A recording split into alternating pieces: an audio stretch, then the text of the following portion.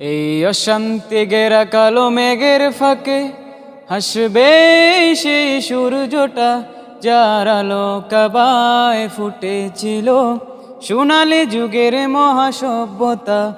এই অশান্তি ঘেরা কালো মেঘের ফাঁকে হাসবে সেই সূর্যটা, যার আলো কাবায় ফুটেছিল সোনালী যুগের মহাসভ্যতা।